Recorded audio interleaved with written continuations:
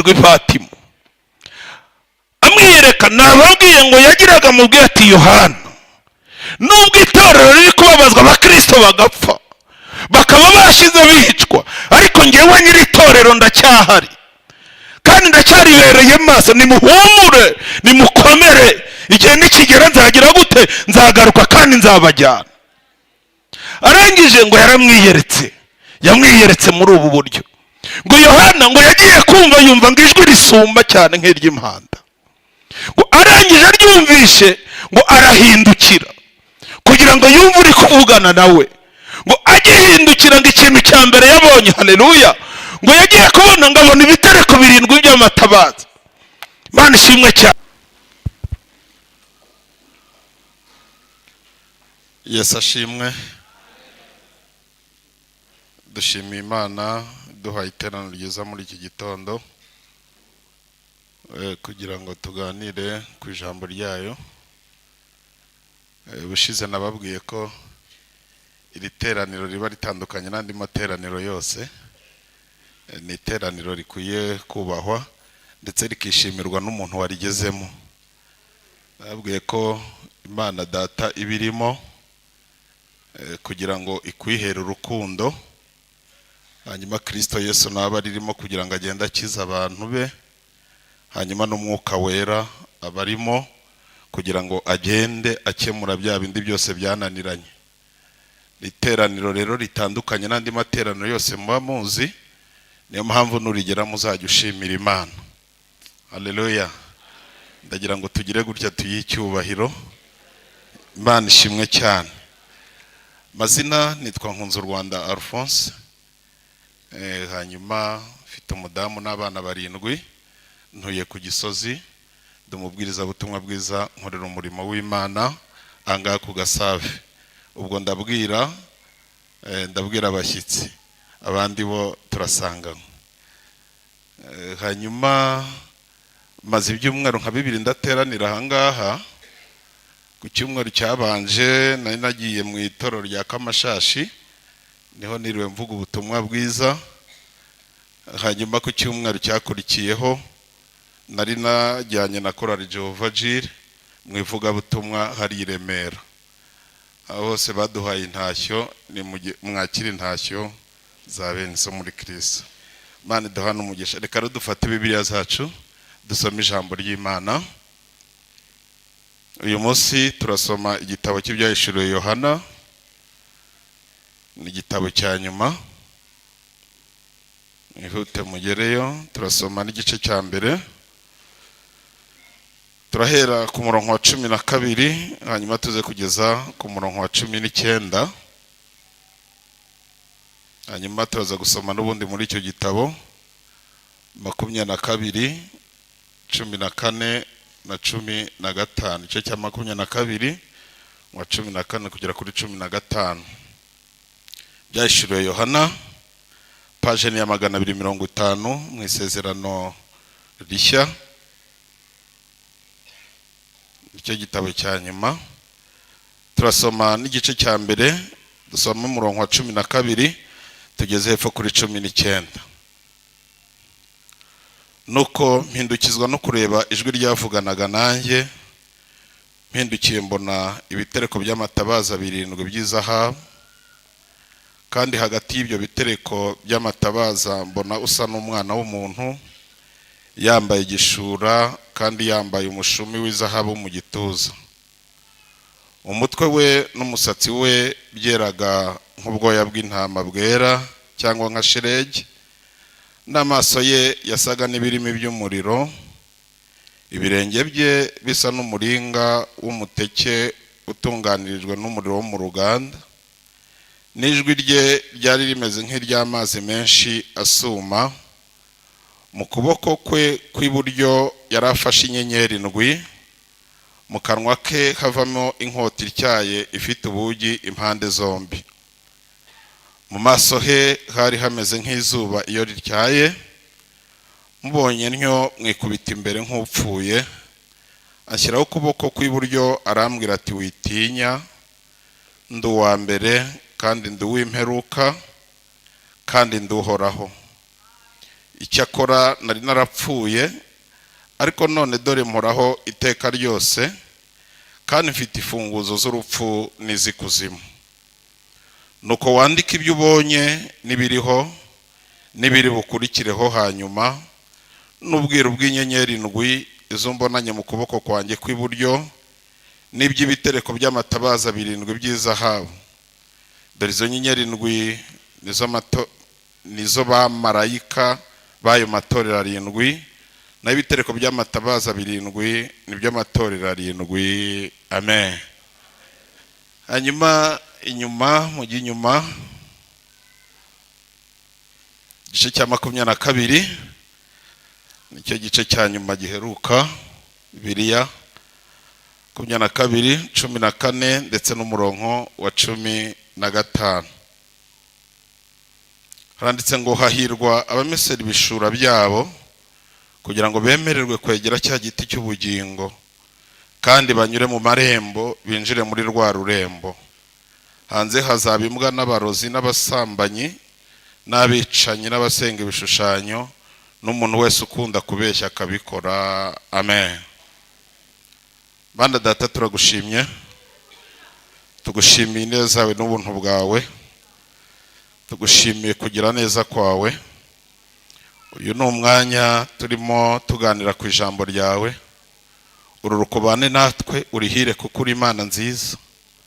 Ubwiza bwawe buganze iriteraniro, ugotesha umucyo w'abamarayika, maze amahoro yawe n'ubuntu bwawe biganze mu izina rya Yesu niko tubisabye. Amen. Yesu ashimwe. Uyu munsi nifuje ko tuganira kuri aya magambo dusomye muri iki gitabo cy'ibyahishuriwe Yohana.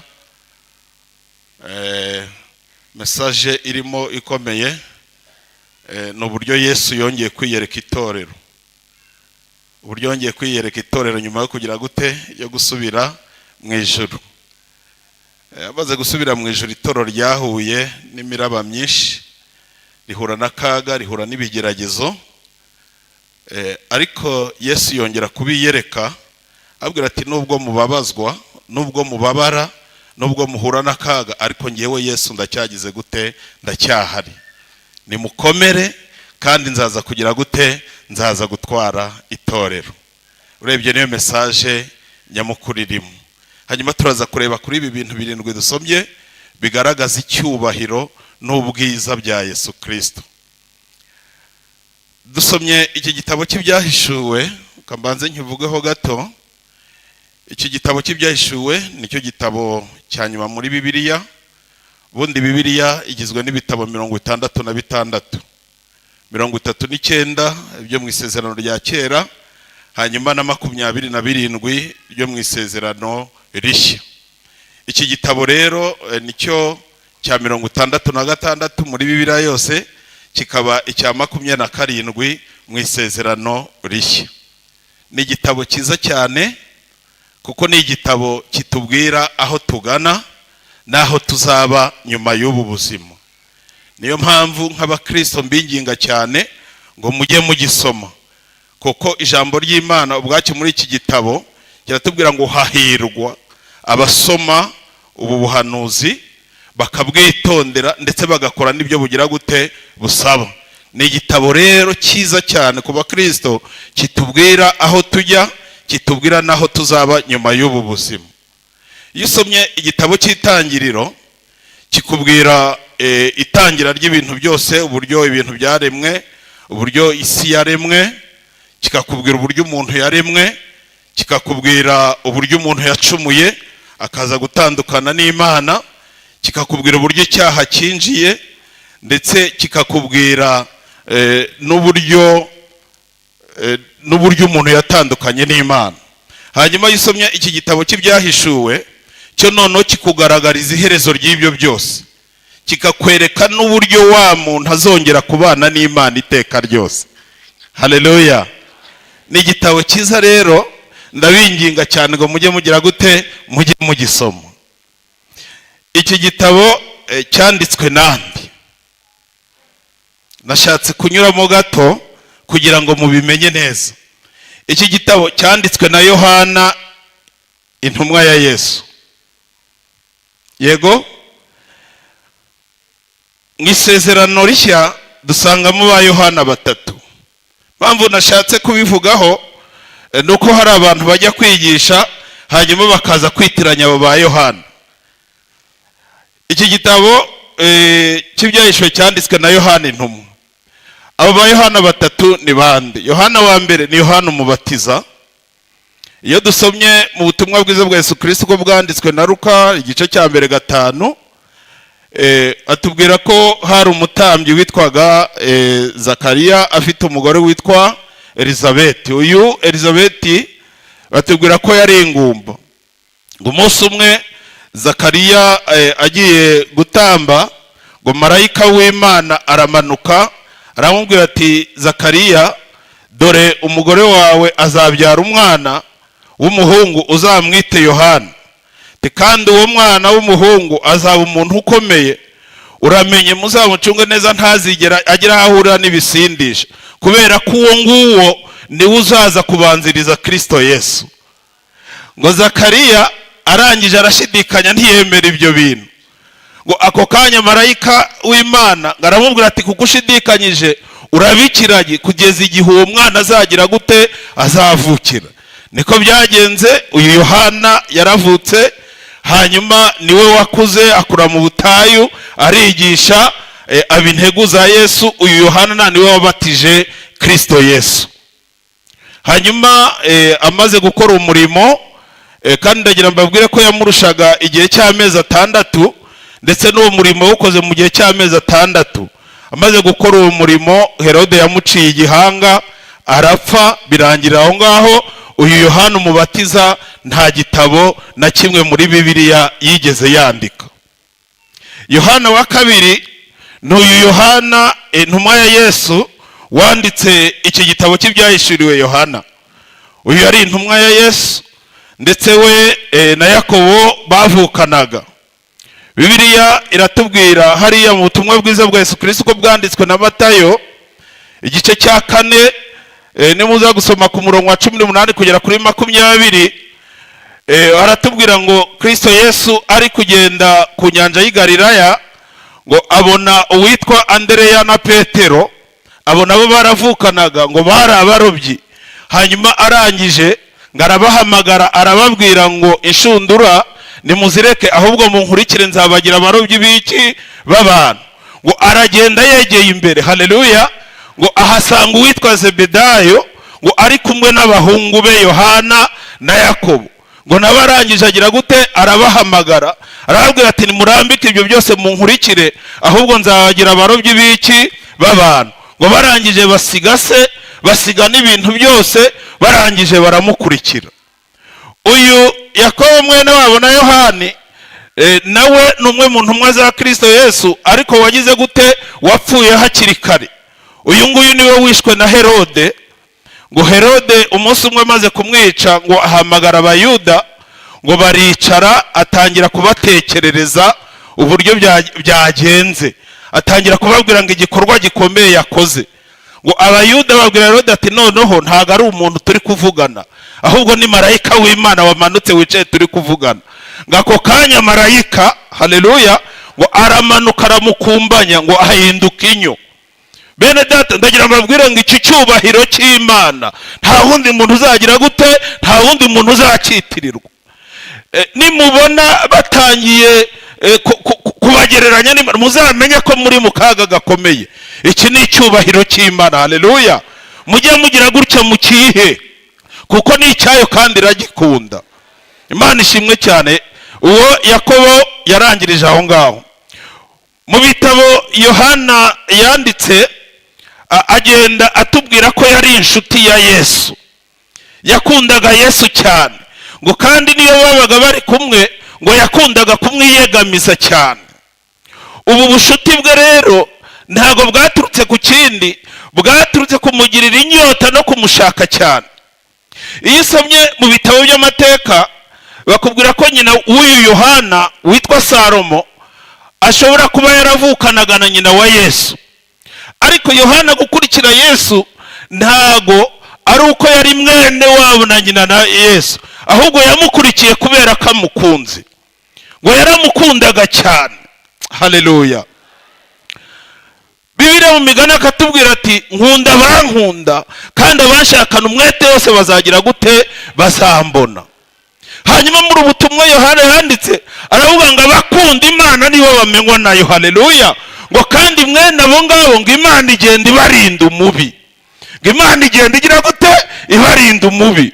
Mu mategeko y'Imana itegeko riravuga ngo ukunda Imana yawe, uyikundisha ibitekerezo byawe byose, uyikundisha umutima wawe wose, uyikundisha imbaraga zawe zose. Bishatse kuvuga ngo iyo ukunda Imana, haleluya, nayo iragukunda. Iyo winjira mu byayo nayo igira gute? Yinjira mu byawe. Imana ishimwe cyane. Iyi Bibiliya ivuga abantu Imana yakunze irangije irabitangaza. Ukwiye gukunda Imana kugeza ubwo yicaye mu ijuru, imanuka ikareba ati muri korari iyi niyi hari umuntu wanjye unkunda. Ikamanuka ikavuga ati ku Gasave hari umuntu ugize gute? Hari umuntu unkunda. Hariya mu Itangiriro 18 ngo Aburahamu umunsi umwe yari yicaye iwe, ngo agiye kubonabona abagabo batatu. Ngo abagabo batatu bari abamarayika. Ngo arangije ngo agira umwete n'umurava wo kugenda basanga. Ngo arangije arabasanga. Ngo arababwira ati ndi kubona mufite urugendo, ariko nimunyemerere munyuri wanjye byibura mbahe amazi mukarabe ku birenge, hanyuma mbahe n'amafunguro. Ngo barangije baramubwira ngo kubitekereje abari kugira gute? Abari kubikora. Ngo barangije banyuriwe ngo Aburahamu ngo abwira umuntu aramubwira ati genda ujye mu mashyo urebe ikimasa cyiza. Haleluya. Ngo urebe ikimasa cyiza ukibage. Abwira umugore we Sara ati nawe urebe ibindi byo kurya ugire gute? Ubitegure. Imana ishimwe cyane. Ngo barangije barabitegura, ngo baricara bari kurya rero. Baramubaza ati se Sara umugore wawe ari he? Aburahamu aravuga ati ari mu bikari hirya. Ariko Sara ngo yari yaje yagize gute? Yegereye aho bari bari kugira gute? Aho bari bari kuganira kugira ngo bumve ibyo bari kuganira. Ngo barangije baramubwira ngo umwaka utanga iki gihe. Haleluya. Ngo uzaba ukikiye umwana w'iki? W'umuhungu. Ngo Sara byumvisha agira gute? Araseka. Ngo barabaza ati Sara usetse iki? Ngo Sara avuga ati ntago nsetse. Uwo mwana yaje kuvuka yitwa Isaka. Bamwita Isaka, bisobanuye ngo iki? Bisobanuye ngo bitwenge. Haleluya. Imana ishimwe cyane. Ngo bamaze kurya ngo Aburahamu arabaherekeza. Ngo bageze imbere baravugana, aravuga ati ariko Aburahamu ni inshuti yacu magara, kuki hari ibyo twajya gukora tutamubwiye? Ngo barangije baramubwira ati Aburahamu uzi ibyo ari byo? Ati tujye hariya Sodoma. Ati nitwumva, ati nidusanga ibyo bahavuga ariko bimeze turaharimbura. Ibyakurikiyeho murabizi. Ariko ijambo ry'Imana rikatubwira ngo nta kintu na kimwe Imana izakora, haleluya, itabwiye intore zayo. Ukwiye kuba inshuti n'Imana kugira ngo Imana ijye igira gute? Ijye igenda ikumenera ku mabanga. Ntabwo Imana ishobora kukubwira ibanga ryayo utari inshuti yayo. Marayika w'Imana aratangaza ngo uyu Aburahamu ni iki? Ni inshuti yacu. Abagabo batatu b'abamarayika bari babiri, hanyuma yo mu isezerano rya kera bavuze marayika w'Imana ni Yesu ubwe wabaga wimanukiye, kubera ko mu isezerano rya kera yazaga nka marayika. Haleluya. Ravuga ati ni inshuti yacu, tuyibwire tuyimenera ibanga. Nta na kimwe Imana izakora itameneye ibanga intore zayo. Ukwiye kuba inshuti n'Imana, haleluya, kugira ngo Imana ijye igira gute? Ijye kumenera amabanga. Witegereza kumva ko hari isezerano uzahabwa utari inshuti n'Imana, ntabwo bishoboka. Kwiye kuba inshuti n'Imana ukayegera. Haleluya. Imana ishimwe cyane. Uwa kabiri Imana yatumyeho ni Danieli. Imana yamutumye inshuro zose 3, mubwira ati uri inshuti yanjye, ndagukunda.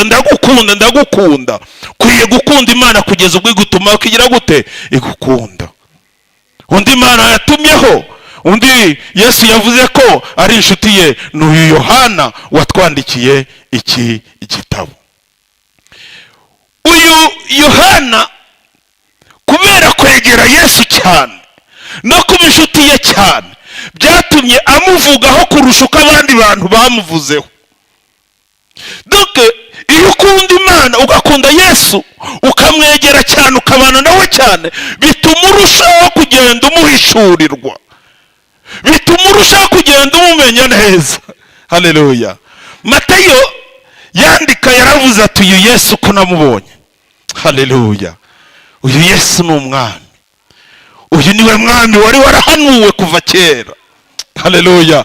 Niko Matayo yavuze ati Yesu ni umwami. Biragenda bigeze kwa Mariko, Mariko aravuga ati ariko ngewe uburyo mubonye uyu Yesu ni umukozi. Uyu Yesu ni iki? Ni umukozi. Hari umuririmbyi wavuze ngo urupfu ni urwa Yesu ariko umwami ni uwacu twebwe iki? Twebwe abakristo. Mu yandi magambo bishatse kuvuga ko urupfu rwa Yesu ari inyungu ikomeye kuri twebwe abakristo. Yaje muri iyi si aje kudukorera, yaje muri iyi si yikorera ibyacu byose. Niyo mpamvu rimwe yigeze ahagarara mu iteraniro avuga ngo mwese abarushya n'abaremerewe, haleluya, nimuze musange ndagira gute? Ndabaruhura. Uyu Yesu ni umukozi. Uko Mariko yamuvuze ni kari. Yesu ni iki? Ni umukozi yaje kudukorera. Biragenda bigeze kwa Luka, Luka aravuga ati ariko ngewe uko nabonye Yesu, Yesu ni umuvandimwe mwiza. Uyu yemeye kwigira umuntu. Haleluya. Araza ajya mu nda, aravuka aba uruhinja. Haleluya. Arangije arakura, arageragezwa. Nta niyo mpamvu atabara abageragezwa bose, kubera ko byose yabinyuzemo. Ngo kandi ngo yemeye kwigira umuntu, ibyo byose yabikoze kugira ngo abashe kugira gute? Kuduhuza n'Imana. Ariko biraza bigeze kuri uyu Yohana wamwegereye cyane, arangije waramuvuga, aravuga ati uyu Yesu, haleluya, uyu Yesu yahozeho kuva kera. Uyu ntagira itangiriro, ntagira n'iherezo, kandi ibyaremwe byose niwe wabiremye.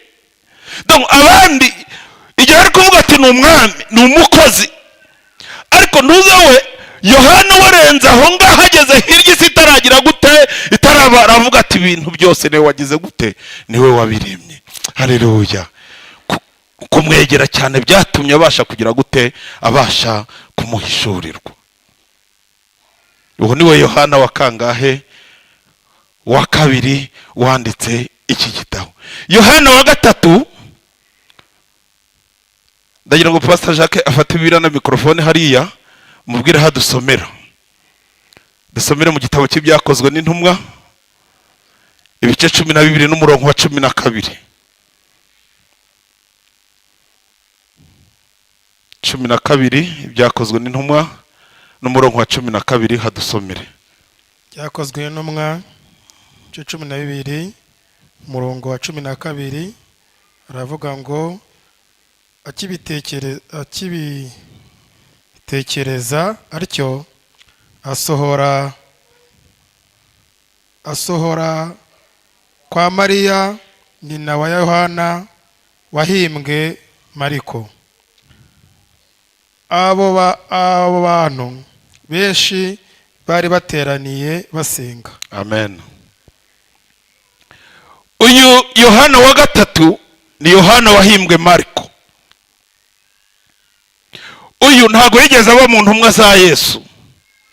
Uyu abyarwa n'umubyeyi witwa Mariya, bari batuye hariya Yerusalemu. Hanyuma niwe wanditse ubutumwa bwiza bwa Yesu Kristo ko bwanditswe na Mariko. Hanyuma kubera ko yari yarize, Petero ntago yari yarize, baragendanaga. Petero akabwiriza ubutumwa, noneho uyu nguyu Yohana wahimbwe Mariko akamusemurira. Noneho afata ya magambo yose Petero yavugaga, abari yaza kugira gute? Abari yaza kwandika muri ubu butumwa bwiza bwa Yesu Kristo ko bwanditswe na Mariko.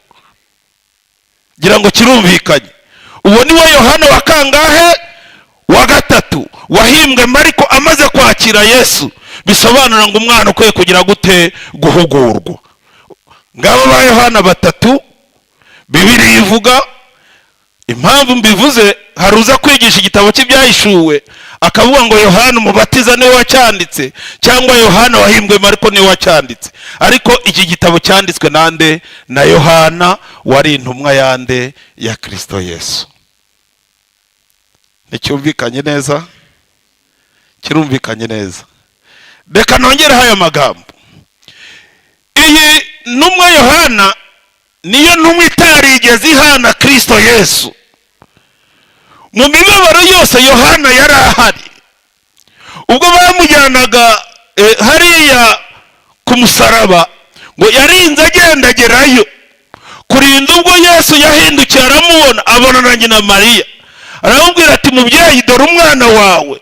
Abwira Yohana ati nawe mwana dore mubyeyi wawe nguwo. Donc Yohana byabaye kuri Kristo Yesu byose yarabibonye. Uburyo yatewe icumu mu rubavu yarabibonye, yambikwa ikamba ry'amahwa yarabibonye, acirwa mu maso yarabibonye, imibabaro yose no kwinjira mu manza byose Yohana bari kumwe. Ariko Yohana ntiyigeze agira gute, ntiyigeze amureka. Yesu azutse asubira mu ijuru. Asubiye mu ijuru, itorero ritangira kugira gute, ritangira gutotezwa cyane. Abakristo baricwa ku bwa Nero, ku bw'umwami Nero arabica. Ngo yirwaga yica abakristo, ngo byagera nijoro bakabashyiramo umuriro bakagurumana. Baratotezwa cyane. Ngo hanyuma haza kujyaho umwami witwa Domisiyani. Uyu Domisiyani niwe wagerageje kwica uyu nguyu Yohana, ariko nawe bigira gute, biramunanira. Ngo amaze kujyaho yatanze itegeko, aravuga ati nimucane umuriro muwenyegeze, mushaka ingunguru mushyiremo amavuta. Birakorwa, bashaka ingunguru bashyiramo amavuta, barangije batereramo Yohana uyu nguyu.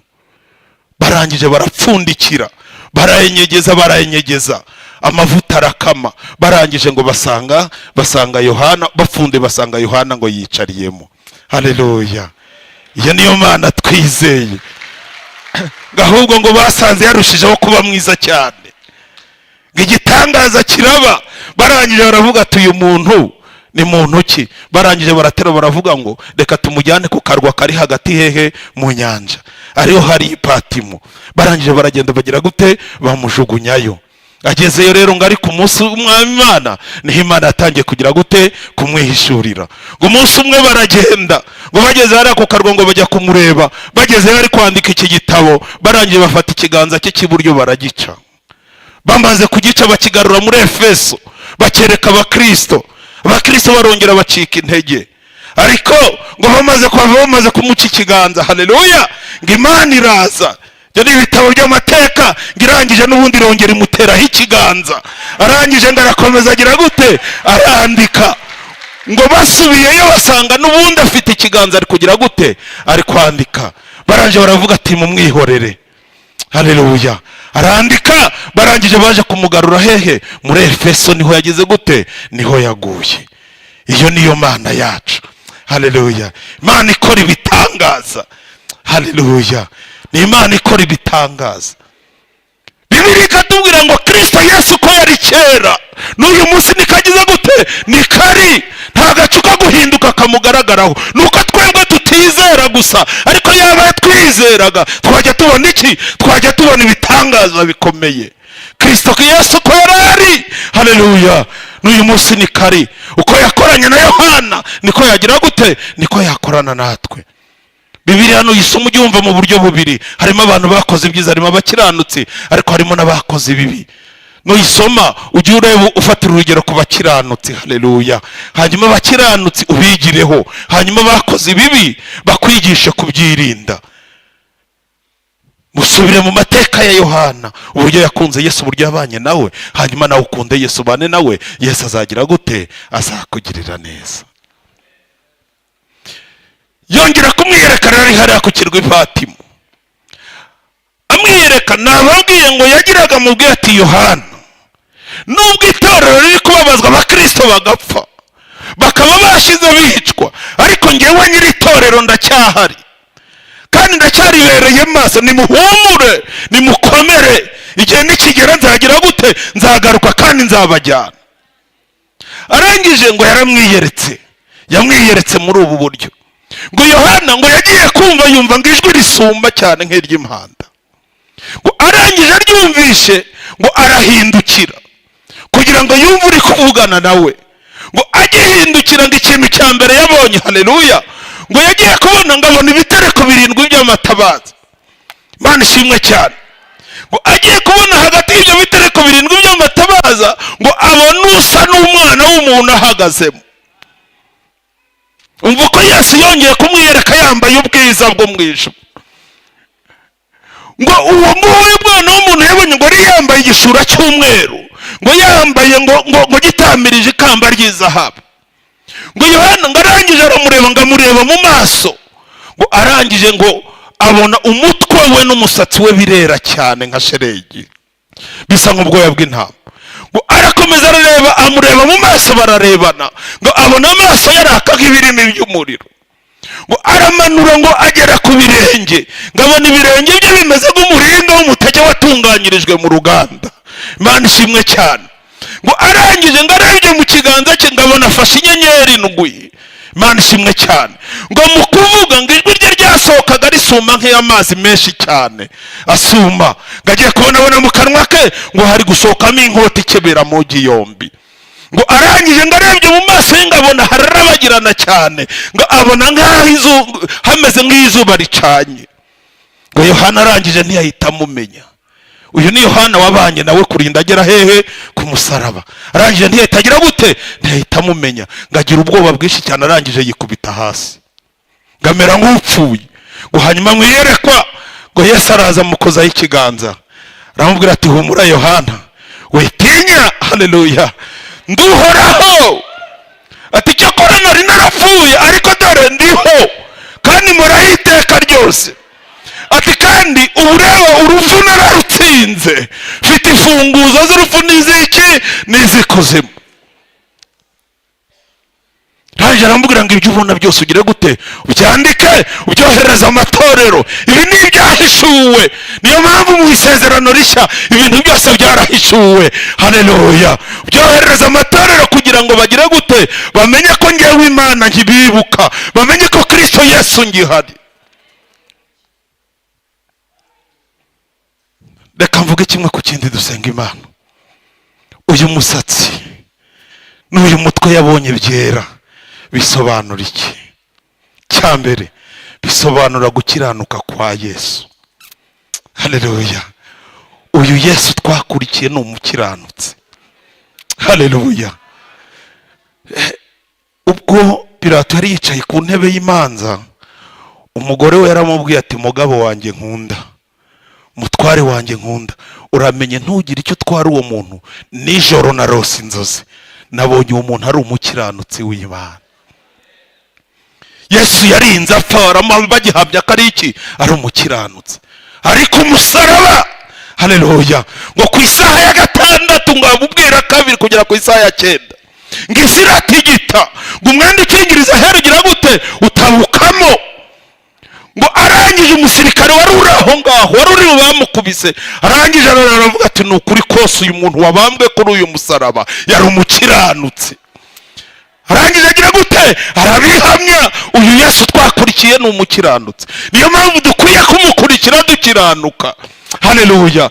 niba uririmba, ririmba ukiranuka. niba uri umudiyakoni, bikora ukiranuka. niba uri umukozi w'Imana, bikora ukiranuka. Yesu twakurikiye ni umukiranutsi, arera kandi azagaruka no gutwara abagize gute? abakiranutsi. Yesu arera, arera, mwishaka kubivangavanga. Yesu arera, Yesu ni umukiranutsi. yarinze apfa bakigira gute? bakibihamya. cya kabiri yabonye, ngo yabonye amaso ye yaka nk'iki? nk'ibirimi by'umuriro. yandi magambo bishaka kugaragaza igitinyiro no kutavogerwa kwa Yesu. bishatse kugaragaza ko amaso ye ntahahishwa. bya bindi abantu bakorera mu mwijima, Yesu agira gute? arabireba. hari abahanga bazi kwitwikira umwijima, bakagenda bagakora ibyaha, bakagotomera ibyaha, bakavuga ati wenda umuyobozi ntatureba, ariko Yesu agira gute? arabireba. ucuruza ukata iminzani, Yesu agira gute? arabireba. uri hahandi muri gesa wagiye gusurana, Yesu agira gute? arabireba. uri muri wa mwijima uri gusomana, Yesu agira gute? arabireba. uri mu nama mbizigambana Yesu agira gute? Arabireba, ntacyo ahishwa. Ijisho rye rireba hehe? Rireba hose. Mukwiye gukiranuka gukanini na gato, kandi mukamenya ko ibyo murimo yose agira gute? Yesu arabireba, ntacyo ahishwa. Abantu babashije kubonana nawe, kurebana nawe imbona nkubone, maso yari yuzuye impuhwe nyinshi cyane, ndetse yijimishijwe n'igihano yendaga guhabwa ku bwacu. Nimuyibuka aya maso niyo yageze mu rugo kwa Lazaro agira gute? Ararira. Ubwo abayuda bari banze kugira gute? Kumwemera, bari banze kwihana. Ararira. Ariko kubakijijwe neza, ubwo Kristo Yesu azagaruka. Haleluya. Ijambo ry'Imana riratubwira ngo dore araje, azanye n'ibicu, ngo kandi abantu bose bazagira gute? Bazamureba. Ngo ndetse n'abamucumise bazagira gute? Bazamureba. Ngo kandi amahanga yose azagira gute? Azamuborogera. Ubwo Kristo Yesu azaza, haleluya, abakijijwe neza bazamureba, bareba n'imbona nkubone, bamufate nk'uje kubatabara, bumve batabawe, bumve ari impuhwe. Ariko abanyabyaha bazamureba, bahunge mu maso ye, kuko Kristo Yesu azaba agize gute? Azaba atinyitse. Birasaba ko wihana uyu munsi kugira ngo Kristo Yesu naza uzamurebe nk'iki? Nk'umunyempuhwe.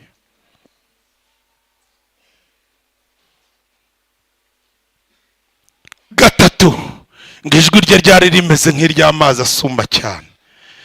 Bishatse kuvuga ngo ijwi rye ryumvikana hose, kandi rikumvikana mu buryo bwose, rikumvikana no mu ndimi zose. Bene data, iri ni rya jwi riza nyuma y'andi majwi yose y'urucantege. Hari abantu kuri iyi si bazi kubwira abantu amajwi y'iki? Y'urucantege.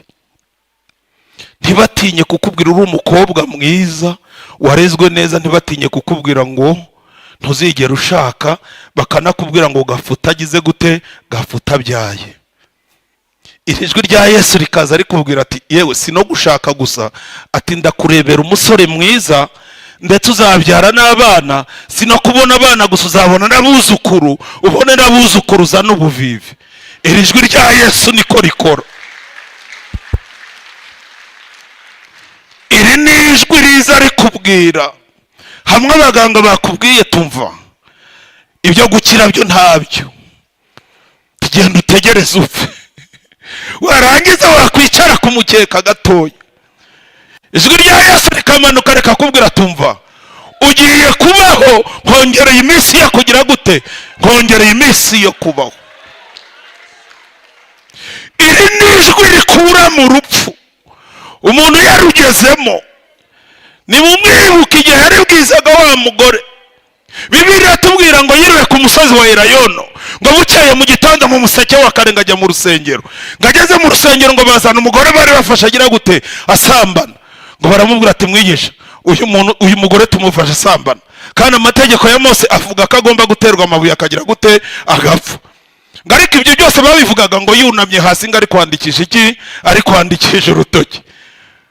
Ngarangije bamurembeje ngo yuhura amaso, ngarabareba barabwira ati noneho muri mwebwe utarakoze icyaha n'abari ubanza kugira gute? Kumutera ibuye. Ngo bose birebye kubw'iryo jambo, ngo basanga bose ni abanyabyaha, ari abakuru ari abato, bari baraho ngo bavuza induru, ngo bagenda urusoro, ngo baragenda, ngo wa mugore asigarana na Yesu aho ngaho. Ngo Yesu yubuye amaso aramubwira ngo mugore, ba bantu bakuregaga barihe? Ngarangije ngo umugore aramubwira ati bagiye. Yesu arangira aramubwira ati ngaho igendere, ntuzongere gukora icyaha ukundi. Nimwumve iryo jwi rigeze kuri uwo muntu. Haleluya. Wari ujyanywe agiye gupfa, iyo ugeze imbere ya Yesu ntabwo ushobora kuhapfira, ahubwo urahakirira. Ijwi rye ryumvikana mu buryo bwose. Iryo ni ijwi rikura abantu mu rupfu, ni ijwi rikiza uburwayi. Nimumwibuke ku kidendezi, umurwayi wari umaze imyaka 38 ngo Yesu aramureba, amenya ko ashaka kugira gute? Gukira. Ntiyari afite abamufasha, ariko ijwi rya Yesu rije ramubwira ati ikorera uburiri bwawe ugire gute? Ugende. Ni ijwi rikiza uburwayi. Haleluya. Ni ijwi rizura abapfuye. Nimuryibuke kwa Lazaro, muhamagara ati Lazaro gira gute? Sohoka. arazuka. Iri ni ijwi rikiza ibyaha. Nimuryibuka rihamagaza Sawuli ari kujya kurenganya ubwoko bw'Imana, avuga ati Sawuli, Sawuli, Sawuli, undenganyiriza iki? Iri ni ijwi rikiza ibyaha. Iri ni ryo jwi riri kukomanga ku mutima wawe rikwereka ati ibi ngibi wakoze ntago ari byo. Nuryumvira ntugire gute? Nuryumvira ntuze kuryima amatwi, ahubwo uze guhaguruka ugire gute? Wihane. Ni ryo jwi rizavuga ry'impanda, ubwo azabaje gutwara bagize gute? Abakijijwe neza. Ngiryo jwi nirivuga haleluya, ngo abapfiriye muri we bamwizeye ngo bazagira gute? Bazaryumva, ngo bahite bazuka bamusanganire, ngo abazabakiriho nabo bagire gute? Nabo bahindurwe. Ijwi rya Yesu niryo n'uyu munsi rigira gute? Rikomanga. Ni ijwi riza nyuma y'andi majwi yose y'urucantege. Ni ijwi riza rije kugira gute? Rije gutabara.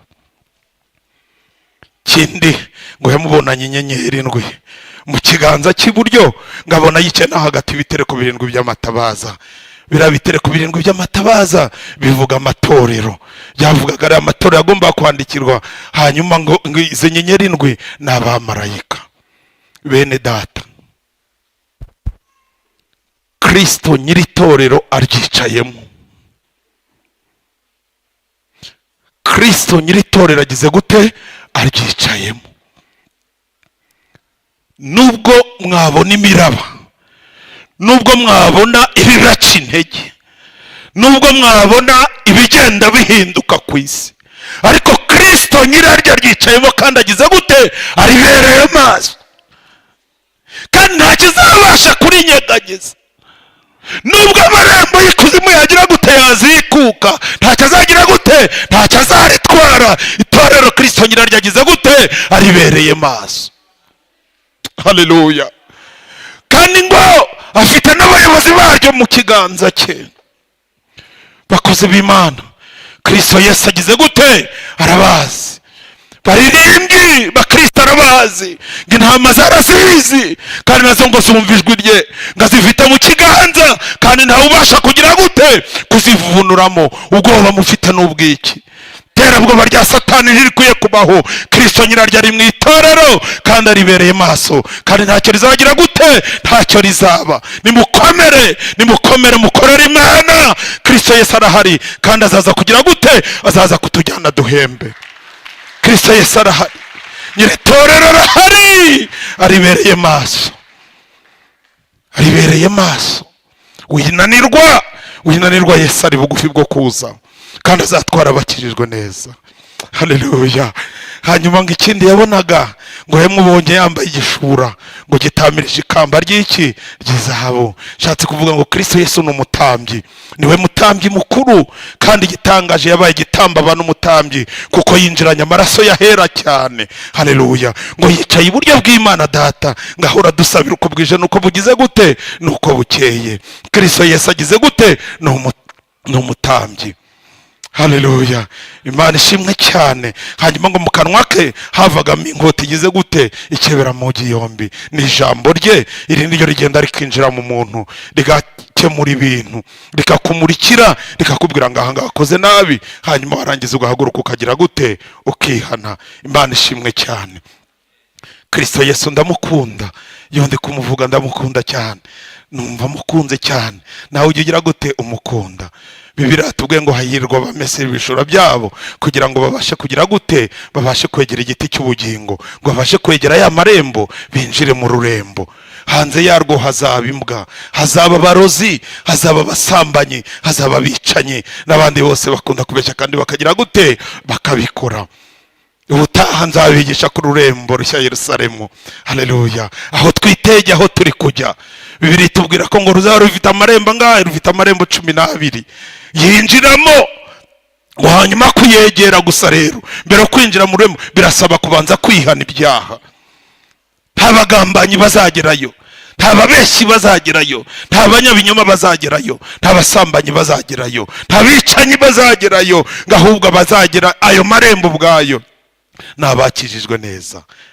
Hahirwa abamesera ibishura byabo kugira ngo babashe kwegera ya marembo. Ya marembo azinjira mu rurembo, rwa rurembo harimo igiti cy'ubugingo. Aho ngaho naho tuzabana n'Imana Data, tukabana na Kristo Yesu iteka, aho tuzaba tureba dukora imirimo ye. Abazageraho n'abagize gute? N'abakijijwe neza.